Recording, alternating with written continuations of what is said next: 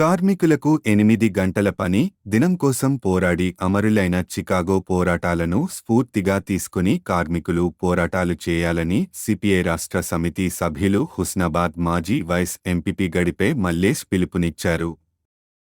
బుధవారం నాడు ప్రపంచ కార్మిక దినోత్సవం మేడే ఉత్సవాలను హుస్నాబాద్ పట్టణంలోని అనభేరి సింగిరెడ్డి అమరుల భవన్ వద్ద ఆయన అరుణ పతాకం ఎగురవేశారు.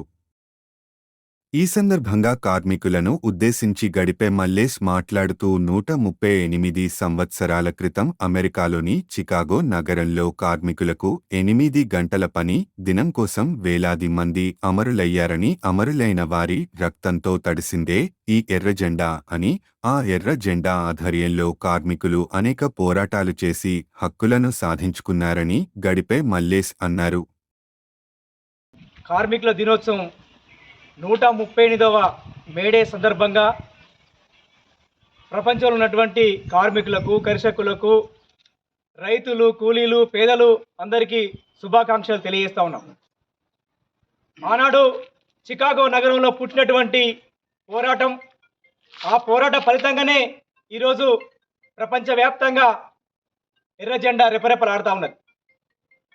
కానీ ఆనాడు త్యాగాల ఫలితంగా కార్మికుల పని గంటలు తగ్గాలని 20 గంటల నుంచి 8 గంటల కోసం వాళ్ళు చేసిన పోరాటమే నేడు సాగుతూ ఉన్నది. కానీ ఇంకా ప్రభుత్వ కార్యాలయాల్లో, సంస్థలలో, ఆర్టీసీలో, కర్మాగారాల్లో ఇంకా 15-16 గంటలు పని చేయించుకుంటూ కార్మికుల శ్రమ దోపిడీ చేస్తూ ఉన్నారు.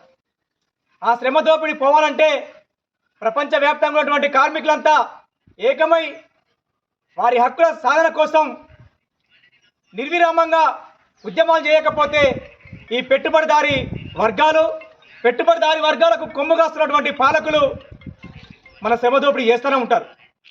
నిజంగా చూస్తే నిన్న మొన్న ఆర్టీసీలో 15-16 గంటలు పనిచేస్తూ ఉన్నారు కార్మికులతోటి.